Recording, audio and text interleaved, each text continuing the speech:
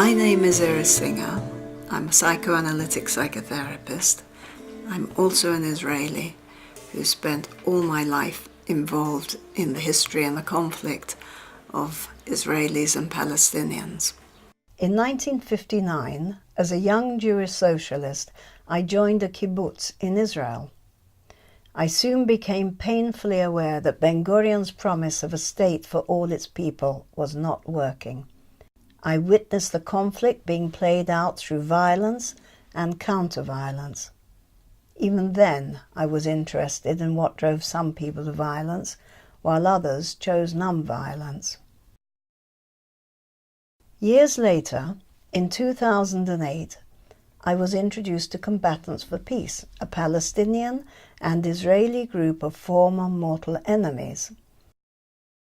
In our film, Moving Beyond Violence, Palestinian Bassam and Israeli Itamar tell us their compelling stories of how they stepped out of denial and out of violence.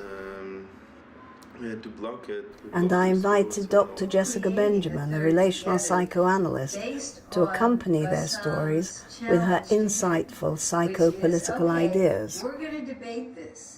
I'm Jessica Benjamin. I'm a psychoanalyst, and I've also been active in dialogue work in the Middle East with Israelis and Palestinians. This film is about two former enemies who found their way to a new perspective, a place of seeing and respecting the other. And it's about how, in a very different way, that empowers them.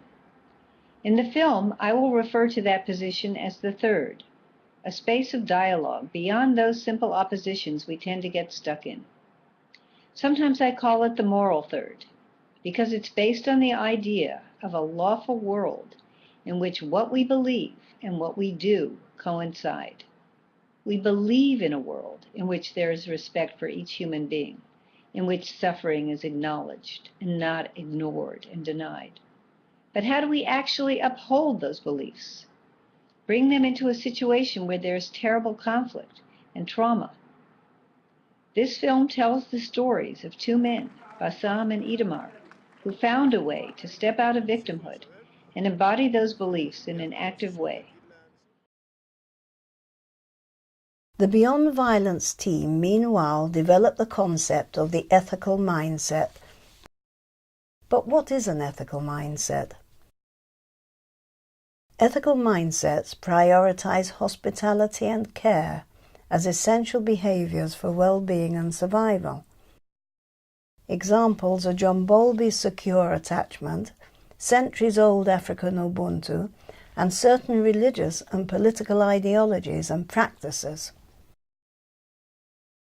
For local and global survival, we need to step out of those political narratives which deny the ethical mindset. The accompanying website workshops are designed to assist our own exploration of how we can step out of denial and violence. You will have an opportunity to build an intervention if you so choose, and hopefully open up ethical mindsets in your own communities.